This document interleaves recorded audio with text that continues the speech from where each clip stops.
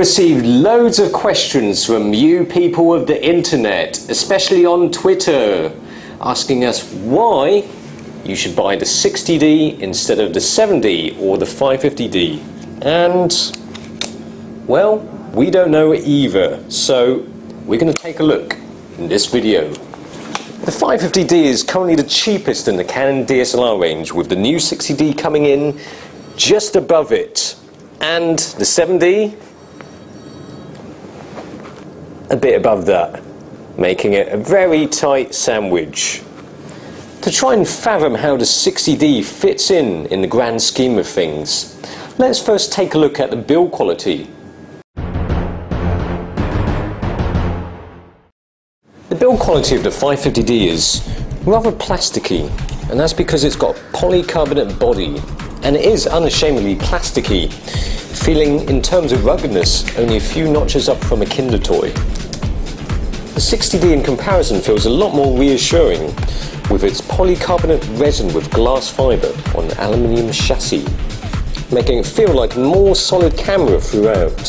It's probably solid enough to hammer some nails through a plank of wood, but it's not up to the insanely rugged level of the Canon 7D, which feels like you could use it to carve out sculptures from stone.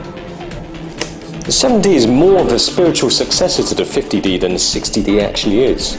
This will appeal more to the pros, with its magnesium alloy body, which is more than tough enough for 100 or 200 knocks. And of course the 7D has weatherproofing, whereas the 60D won't be as comprehensively sealed as the 7D. But unfortunately I won't be showing you how weatherproof the 60D really is, as I've been specifically told not to destroy anything in this video.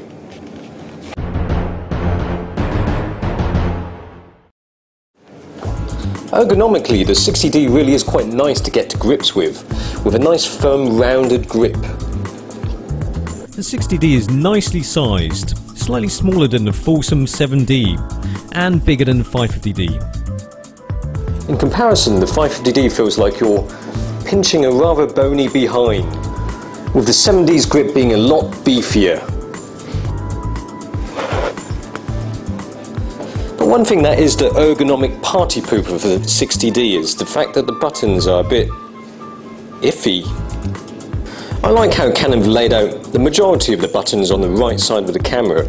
Having the majority of the buttons on the right hand side makes for easy operation and access to some of the key buttons such as playback.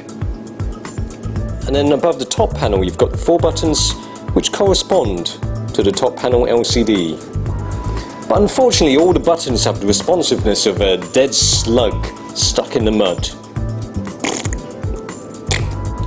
Now there's probably somebody saying in the comments, "Oh, he's a Nikon fanboy, he's just Canon button bashing for the sake of Canon button bashing." Well no, let me show you.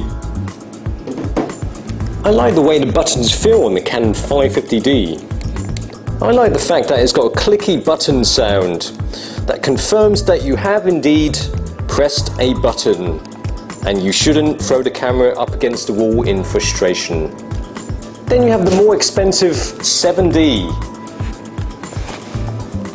which has a nice squidgy certainty to it when you're pressing the buttons. Then there's the joystick and the twiddly dial thing, which I actually quite like, even though that the set button keeps rotating around, which is about as annoying as the magic roundabout. Whereas with the 60D, the buttons are utterly hateful. Pressing the buttons is like prodding a whole load of polyfiller filled in a crack in a bathroom wall. Using the D-pad on the 60D is about as fun as stomach ulcers. But let's stop knocking the newcomer. Let's give it a chance by looking at the image quality. And for the sample shots, the crew said that they'll give me a couple of tits to take photos of.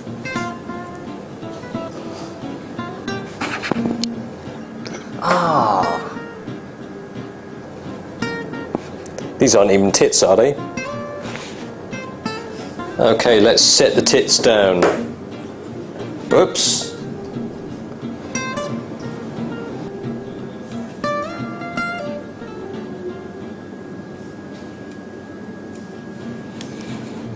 Oh dear, broken tits.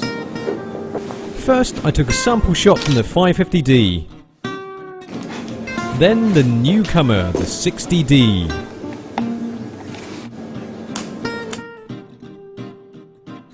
And last but not least, the Canon7D.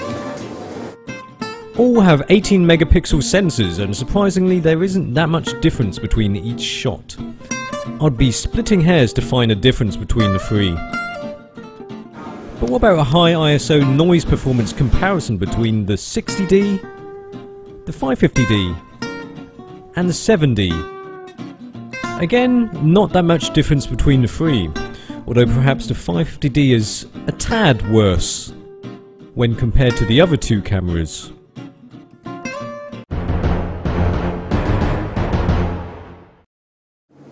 All three cameras let you shoot in HD and at the same frame rates. And the video quality is more or less the same, although with the 60D you've got the benefit of the tilty, flippy, swivelly screen thing, which opens up some new possibilities. What's more, all three cameras have mic inputs. One Brucey bonus is that 60D will let you adjust the sound recording manually.